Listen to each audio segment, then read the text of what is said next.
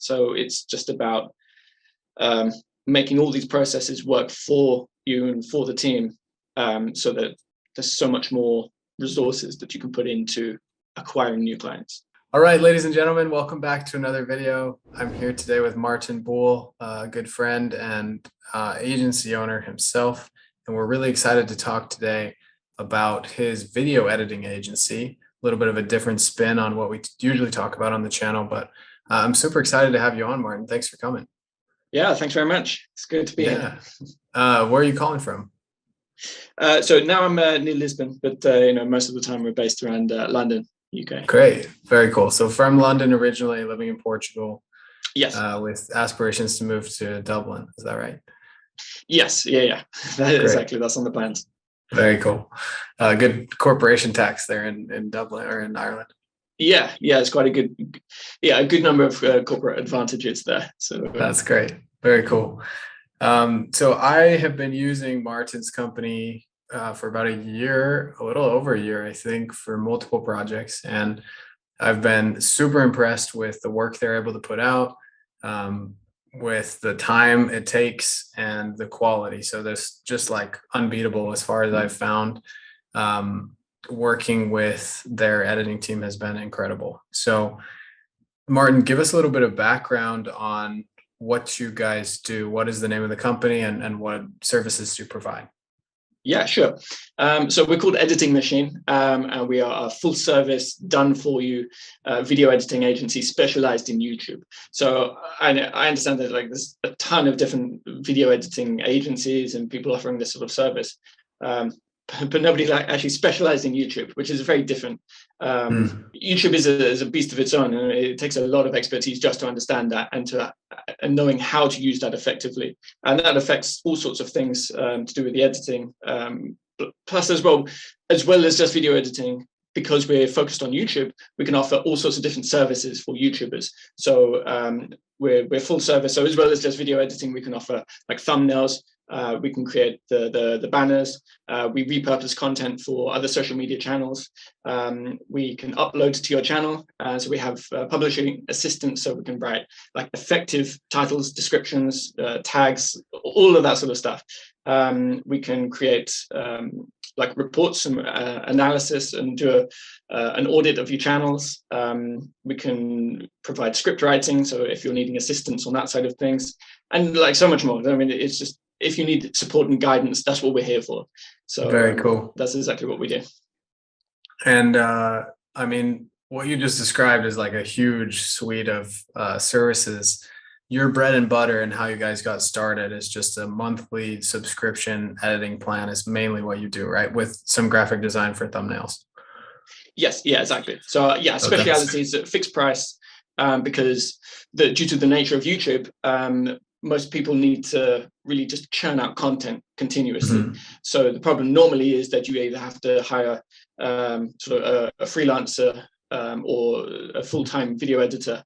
Both can be very expensive or either very low quality. So there's a desperate need for some fixed service that everybody knows exactly what they're paying, and they're just getting like endless video content exactly as they need. Very cool. And again, kudos to Martin and the team at Editing Machine, because for the price they do it at, it's extremely high quality. And I've tried everything under the sun when it comes to trying to find a good video editor. I've hired somebody completely full-time, like they worked 40 hours a week for me. I've hired individual freelancers from overseas and in the US. I've tried almost everything, and none of it worked as well as Editing Machine, like even having somebody work for me full time. So that's a pretty big compliment, I think. Yeah. And that's great to hear. Kudos to you guys. So tell us your background, Martin. How did you get started? What did you do before starting your agency? And then how did you get those first, 1, 2, 3 clients? Okay, sure. I mean, all of this is based on about 15 years experience working in television. So I used to be a television director. I focused on sort of live studios, multi-camera directing. I've done a bit of everything, so including sort of cameras, sound, post-production. And from there, I've kind of found this this kind of inspiration from YouTubers. As I've seen the quality of YouTube increasing like dramatically, it's getting to compete with television. Like, and I think very soon it will be that sort of standards where there'll be YouTube studios creating that sort of content. So it's rapidly getting there, but I just saw so much need for help, like, because people are kind of thrown into this this role of being a content creator without necessarily knowing exactly what they really need to be doing and how to be effective.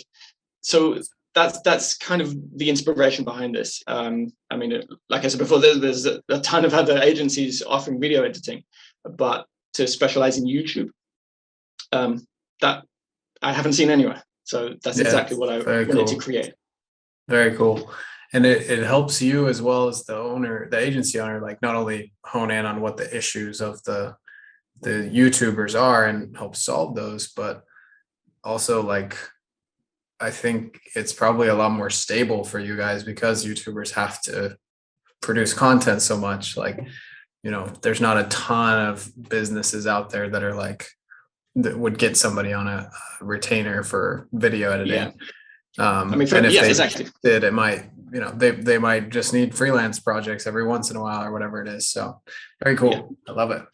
Yeah. I mean, from a business perspective, the part of like a freelance project, there's always so much time that's wasted learning about the client, learning about the project, understanding what they really want, creating something, realizing they wanted something else, and then relearning that again, redoing it.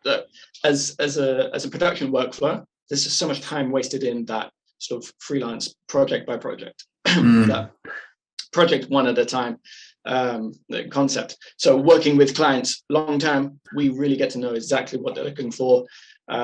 And the production workflow is so much more smooth and seamless. So it's nice. And you're working in like even just because you're doing YouTube, like there might be different styles within YouTube, but you're working within a box already. And then you're like, hey, inside of this box, where do you fit as a YouTuber? Very cool.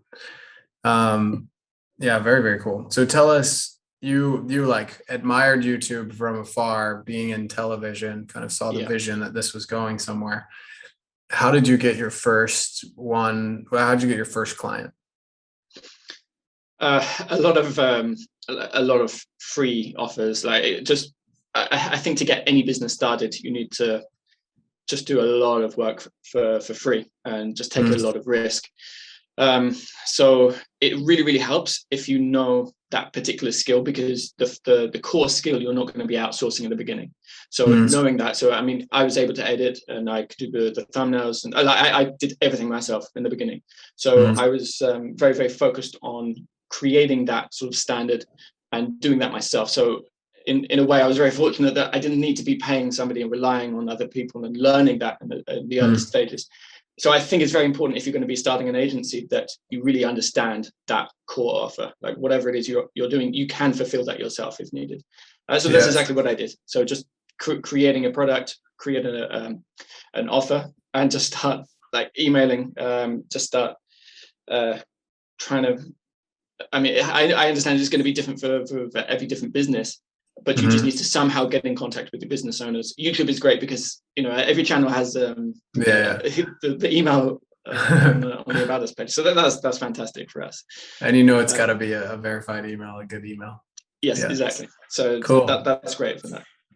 Yeah, I love what you said about knowing the skill, because I mean, everybody, like a lot of other people that teach about agencies, will say, oh, you can just hire somebody else to do it. And although that is something that could work, it's sort of like my team is coming to me and saying, hey, the Facebook ads aren't working as well as we want them to on this account. And if I've never run ads before in my entire life, and this person that I hired 3 months ago has more experience than me, I'm not going to know how to help in that situation. And I think there's a lot to be said for learning the skill, trying the skill out as a freelancer at the beginning, like getting your feet wet in that way, and then hiring, because you'll have so much more context and you'll be able to manage a team better because you've gone through what they're going through at that point. Would you agree? Absolutely. Yeah, I mean, that's completely right. I mean, I've built up a whole team now, and I mean, even from your very first hire, that person is going to be looking to you for leadership, like, and guidance, because it's your, your brand, your reputation, your offer, and so you really need to be the one guiding this. You can have nice ideas, but if it's not really feasible because you don't really know that skill, then there's I think there's so many possibilities for that to go wrong. And when you're the one leading a bigger team, you really need to know that, like, maybe you don't need to know, but I think it's a huge advantage if you are the one that is able to teach, to show, to guide, and say, look, this is what we're going to do, this is what we don't do, or I like this, or I don't like this, and kind of guide them, lead them, and as well be an advisor for the clients. So for both sides is very important. Very cool. And when you were in television work, were you doing a lot of editing or more on the production, like project management side? A little bit of everything, really. I mean, live visual mixing and directing is effectively editing. So that is a skill you need to know. Like, you've got 50 different television screens in front of you, and you're selecting which one to use, when to use it. You're guiding the presenters at the same time. You're giving audio cues. Like that is editing. But it's just much more intense because it's live. But that's something that, as a skill, and as I learned that skill, I realized this is basically editing, and it's very, very similar to what we do now on Premiere. It's the same skill set, but just a different method of doing it. So what I try to understand, what I try to teach my team, is how to not just be an editor, because an editor just uses the tool. You understand the software, yeah, that's great, but do you know what to do with, like, how to make the creative decisions, what to do, know exactly how to make that tool effective for purpose. So there's very different things. Very cool. Very cool. So you started out doing free work, and I assume you got your first 10 clients that way, like doing a free project for them and then putting them on retainer after that.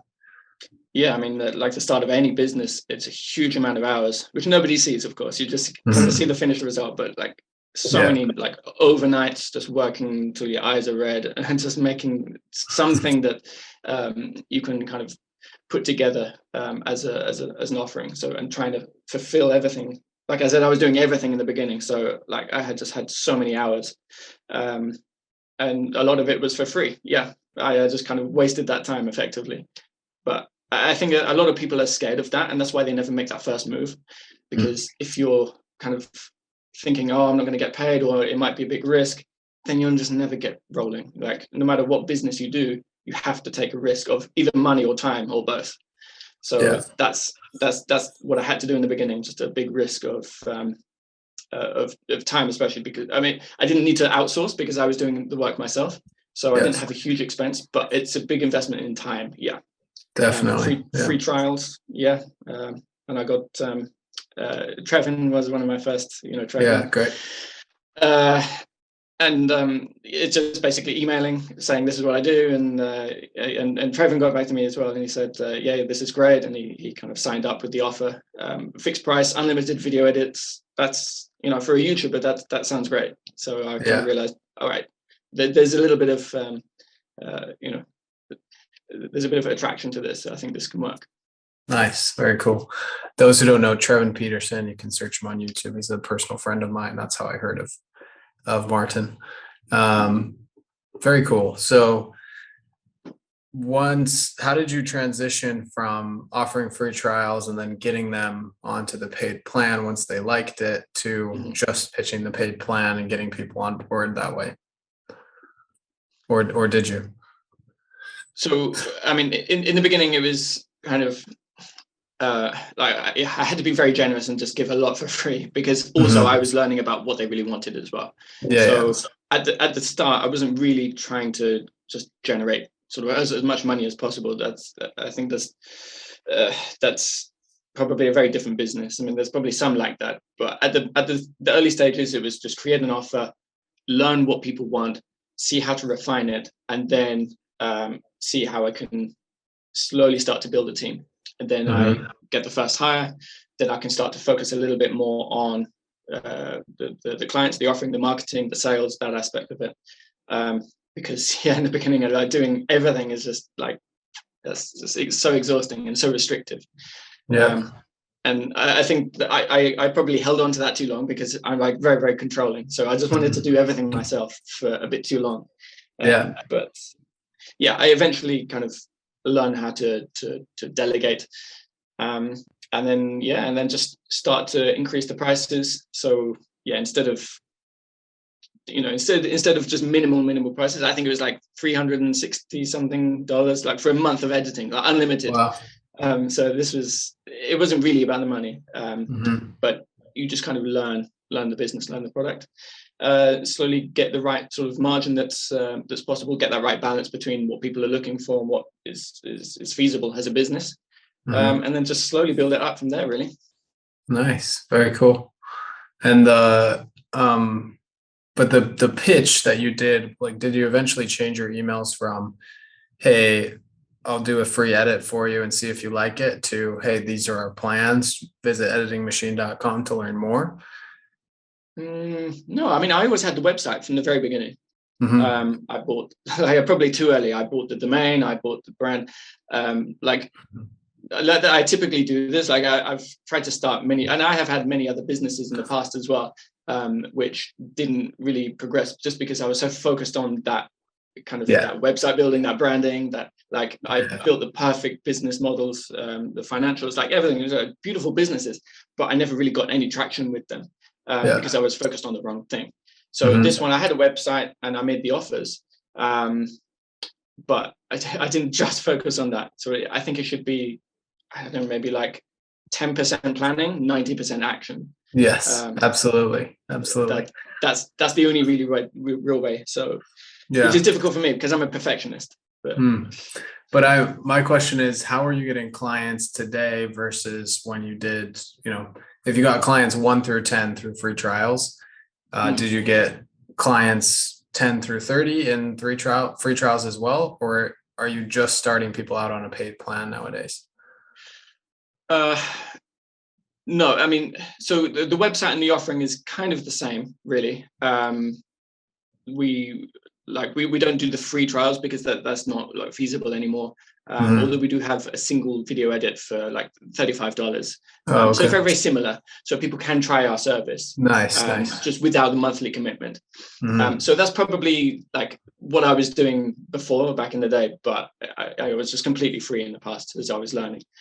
So yeah, we do have something similar, but everything else is pretty much the same. Like the format of one monthly fixed price plan. That's the same. I kind of learned that's really helpful to people, and that's what people wanted. So I didn't really change this. Nice.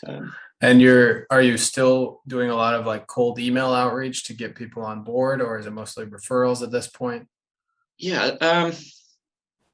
So in the beginning, I just went nuts with like outreach, just blasting cold emails, which we still do. But there's a mix of other elements now that we are, a bigger company. I've got a marketing guy. I can, assign an amount of budget towards advertising, creating sales pages. So there's a lot of different elements. We've still got the core aspect of, just emailing YouTubers. That works. I want to get into affiliate marketing very soon as well. So nice. I'd say it's very similar, but it's just as the company's grown, we've just got more channels to play with. Nice. That's great. Are you going to start an Editing Machine YouTube channel? I've been thinking about it. Yeah, I've been thinking about this. I'm not sure. I still don't know about this. I think, I don't know. Do you think that would be I think there's that massive people would like to watch? Yeah, especially because there's tons of people selling courses, right? Like how to grow your YouTube channel. But if you guys have the service, and then eventually, I'm sure with time, you'd be able to build out education as well. It's such a good way to monetize it. And there's like all these channels that just sell YouTube course. Like they talk about how to make good videos on YouTube, how to grow on YouTube, and how to make a course, or how to, sell the course about how to do that yourself. Yeah. And then just sell everyone the course. Yeah, none of them have like this back end offer that's video editing, and I think that would be very cool. Okay. Or Yeah, if you could get it's in possible. bed with, not in bed, sorry, that's a bad analogy, but if you could, if you could work out a partnership with, like, this is your affiliate marketing play, with the people that sell courses and say, hey, if you need an editor, you know, Yes. imagine Ali Abdal shouting it out in his course, Yeah. or whoever else in their course. That'd be very cool. Yeah. Yeah. I mean, I have thought about this. I mean, so far I haven't really had so much time on this. So I mean, we're kind of rearranging some things at the moment in the company. So Mhm. I've got like a lot of these ideas just on the back burner at the moment that I'm going I to kind of bet. put into play. So over the next few months. So yeah, maybe we could look into sort of YouTube content, actually making Yeah. that like tutorials and something like that. Yeah. Yeah, Yeah. for sure. You do great. You do Affiliates, great. that definitely is an affiliate scheme for sure. Yeah. That's great. Approaching digital, marketing agencies and other sort of agencies that have the clients but don't offer that, YouTube as a Smart. service. So partnerships like that. These are all things that I want to try and get into very soon. It's great. It's very cool. So you guys you obviously have like a very service heavy business. Like, the editing videos is not like a super leveraged task. Like, you have to go in and you have the software which makes it leveraged. But when I set up a client ad account, I set up the campaign, and like, I mean, we do have to go in and make edits every once in a while, but it's leverage where I launch the ads, and hopefully I only have to make a change once a month and they stay with me for years. That's the ideal situation. Doesn't always happen that way, right? So I'm interested in how you've managed your team in such a way, to make sure you remain profitable while offering a good price point, which you guys do. So let's start like the whole story of how you started your team. Like, who was your first hire, and at what point, and then how did you get to where you are today? So let's start with the first. How many clients did you have when you outsourced, or you hired your first employee, Okay. and what did they do? It was so the first one was more of an editing assistant, because I was still like really holding on to that control, but I was just out Okay. of time. So I just needed somebody just to help out. And then I would just kind of finish off the edits myself, and I'll do all the finishing touches, make everything nice. Nice. So that was, and that eventually turned into a full-time position. So I had somebody else that was kind of taking a lot of that pressure off of me. So And that was the the first main thing. editing assistant would do like do the A cut, get rid of all the ums and buts and all that, and then you'd go in and Yeah. do all the graphics. Kind of, yeah. I mean, they Testing? they were still very skilled, and I loved their work, and they could do like effective, find effective B-roll, some motion graphics as well. But it's difficult. I mean, when I've been working with a client for so long, you kind of get attached to that, and I think detaching was the difficult thing when I've kind of been their editor, and they kind of know me as their video guy. So making that sort of transformation from like this being a solo operation into a team, I found that very difficult. Like that was tough for me. And it was, correct me if I'm wrong, but I imagine it was way more in your head than the clients actually caring whether it was you doing the edits, right? Probably, yeah. I mean, I mean, it's just that attachment. I mean, that's something that I know not everyone's going to have, but it's just for me. I'm just that controlling. I just wanted to It's just really do it tough. myself. I remember the first time I hired, it was like this huge jump for me. It just felt like completely out of my comfort zone. I had no idea what was going to happen. And then I took like a vacation for the first time since I'd started my business for like one day. And I was like, this is amazing. Like, somebody else is working and I'm hiking, it was very cool. Yeah. So, okay. So you hired the editing assistant, then they Yes. eventually became full-time editor. And then what Yeah. did you do from there? So then it was just a gradual build up from just one at a time. A graphic designer, another editor, focusing on the training. Kind of, I mean, it sounds easy to say, but it's been a very bumpy road. Like there's just so many letdowns. Like in your mind, you think, oh, okay, I'll just do this like another 10 times and I'll be great. But it never works like that. Like there's so many people just let you down all the time and just give so many headaches that it's tough. It's really, people management is probably the most difficult thing. Yeah, it's a completely different skill than video editing. It's yes, yeah. You can be the technician in there doing the work, but coaching other people on how to do it and managing their emotions and like motivating them and helping them focus on the right thing is totally different. What have you noticed? Like, what lessons have you learned along the way when it comes to managing your team?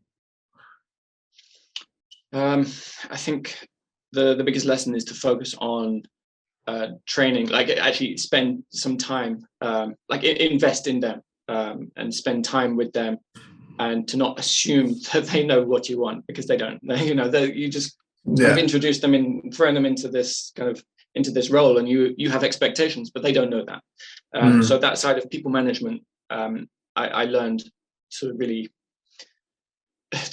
train them to really focus on explaining, even just write it down as like as formats or policies and things like this. Just really explain who you are, what you're doing, like what you want them to be doing, and what's the consequence if they don't do that.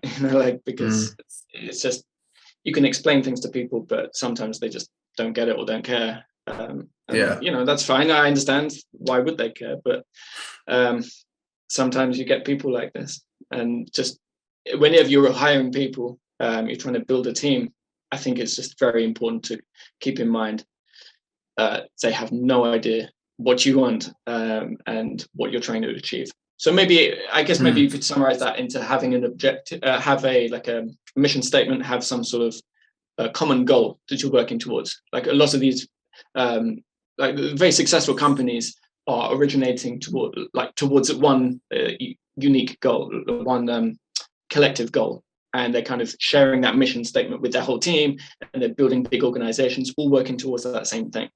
So I think that's very important. Yeah, very cool. I want to go back. I forgot to ask this question earlier. Let's say somebody's starting out, they're a complete beginner, 18 years old. They don't have any relevant skills, like no marketing skills, no video editing skills, no anything. How would you recommend they get started in their own business? To do the same thing, like a video editing agency? Yeah, some kind of agency, let's say. They want to start some kind of agency. How do you recommend they learn the skill?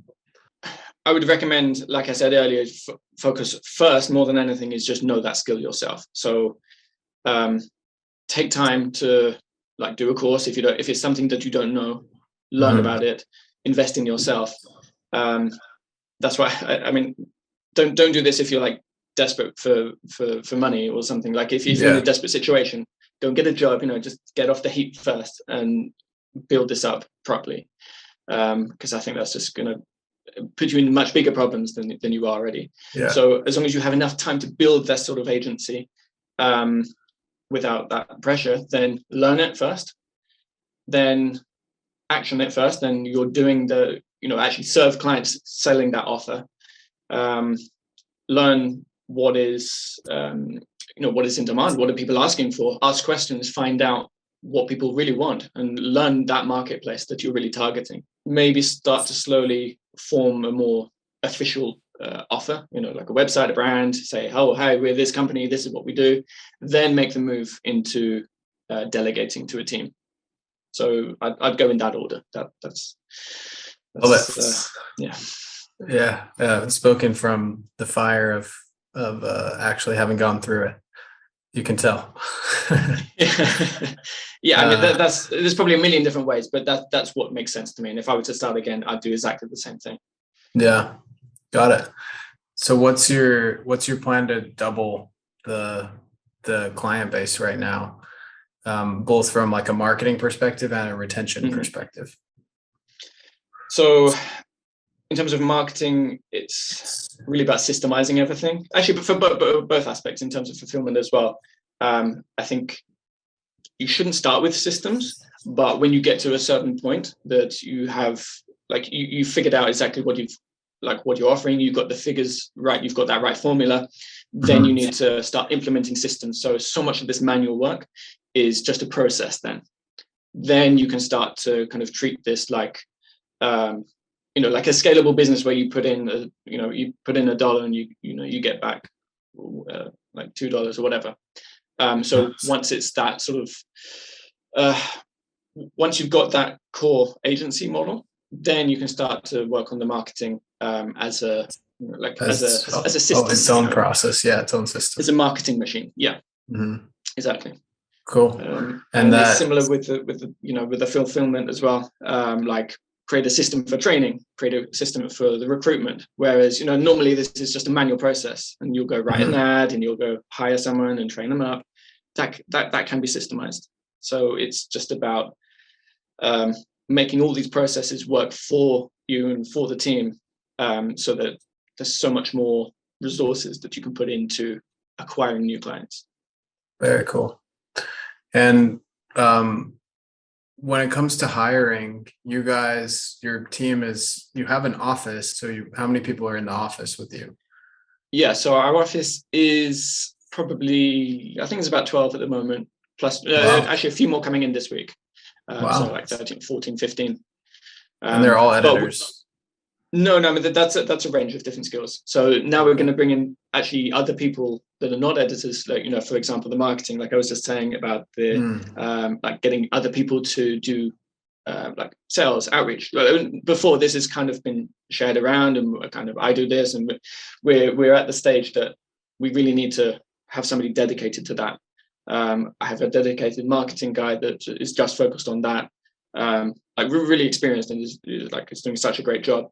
And I think that's the stage that we can then kind of stop multitasking and bring in specialities. And I think that really helps to drive forward any business growth, when you can get a specialist in the right place at that right time, and they'll drive the business a lot for you. Very cool. What's made you, so you've got those 12 people in the office with you. How many work remote? At the moment, most of our work is kind of, spread across so many different countries, really. Like around the globe, we've probably got like the same amount virtually. But that's the part that I want to be scaling, because it's difficult to scale an office. But like any software companies, they grow so fast because they don't have that, like they keep the team so small that they can just explode in growth. So I think that's an advantage that we can take, we can make the most of, because there's so many people that are working virtually and remotely, and that in itself can grow very fast. Very cool. So that's great. Yeah, it's difficult to expand like physical locations. So I don't want to really focus on that too much. But it is important, but definitely I think working remotely, and like especially in the sort of world that I think is going to be like probably on and off virtual remote compulsory working from home in the future, probably. And all your clients are going to be remote anyway, so it doesn't really matter. Yeah. So that's a new aspect of the business that we need to really focus on. Like we do it now. Like we're a completely global team that's kind of part location based, part virtual. But to really get like triple, like or 4 or 5 times the size we are now, we really need to work hard on effectively managing people remotely. Cool. So, and the other thing that we talked about one time that really surprised me, you guys have like a double, like every video is reviewed by someone on your team before it goes to the client. Is that correct? Yeah, absolutely. Yeah. It's going to be 2 people soon. Wow. We're changing this around. So I've got like we're going to have like more of like a technical analysis, so that basically one of the editors is a senior, will be managing the technical aspect of it, which will hopefully, like with that sort of focus and speciality, that we'll have a bit more attention to detail, as well as a client manager who will be serving the clients a little bit better. So that we're kind of splitting this role. So there'll be 2, the 2 kind of reviewers of the service, of the video before client even sees it. So that's something that we're changing. Very cool. So the workflow for you would be like the client sends in the edit with instructions, editor takes care of it. Then it goes to the first reviewer who is like, hey, we need to change this, or this needs to be cut out. So reviews anything that the editor might have missed. He makes another edit, and then it goes back to this guy again. And then it goes to the client manager and he watches it and then they hand it off to the client? Kind of. We've actually got the editor split into different gradings. Okay. So that we have assistant editors as well. So they will normally do the A cut, and they'll just kind of trim everything along, get the timeline prepared for a creative editor. Nice. So that's how we can kind of make this whole system efficient, because instead of just relying on one editor to do everything, we're a team. So why not utilize the team? We have a specialist as a team leader who will look at the project first and assess, like how long will this take, what's needed, do we need any motion graphics or animation specialists for this? Do we need to get this to the graphic designers? So they're kind of the director. They're organizing everything. And then once the A cut has been done and it's all been prepared, then it goes to a creative editor. And then from there, they'll do their thing. They know the client very well. The result will be assessed technically. If that passes, then it goes to the client manager to send off to the client through the client portal. So there's a lot of people involved. So at every stage, I'm kind of bringing more people into every video edit. Like, it's getting more complex. And how do you make sure you're staying profitable and like that your gross margins are maintained with such a robust team for every single edit going through? I mean, yeah, it's tough. I mean, that's only been possible now as we're at this stage. Before, like, I can imagine this because it would just be so expensive to have so many people, and it's just not viable. So, that's only possible with a certain client base, and maybe in the future we can bring, include even more people into the projects. But yeah, I mean, margin. We're not really like a high margin business. We're not like a software company. We're a service agency, and like people cost money, and there's a lot of expenses involved. So definitely, but some economies of scales helping you out there. That's great. Cool. With the time we have left, I actually want to pivot a little bit. And if there's any YouTubers listening to this or aspiring YouTubers, what would you say? Like what piece of education could you give to somebody for wanting to grow their channel or start a channel? Okay, I would say try this out first, because a lot of people dive into YouTube without trying YouTube. Like, and they'll even hire us. Like, we've had people that have never started a channel before and hire us straight away. And although it's that's great for us, I actually don't want new YouTubers, because it's normally people that come to us all excited and enthusiastic about, I'm going to be a YouTuber, and after 4 or 5 edits they quit, or it's not really what they thought, or they can't justify the cost because the channel is generating no income. So I would advise people to just try it first, even just on a very amateur level, just with your phone, just try it out. See if you're comfortable talking to a camera, because it's weird, it's pretty unnatural. See if you like it. See if you get on with it. See if you get any sort of traction, if people are interested in what you're saying, because that's another tragic thing where people go so wrong. I think you said this before as well. Like, it's people feel like that people will naturally be interested in what they have to say, and that's not true. Like, maybe people will be interested or not. It depends. But it's wrong to make that assumption. So just try things out. Start. Watch the comments, get feedbacks, see what people like, what they don't like. See how you can shift your channel. See how you can start to monetize your channel. Then you can start to, take it up in stages. Then outsource the editing. See if you can get an agency like us, or a graphic designer to build your thumbnails. Something like that. Take it slow. That's my best advice. Got it.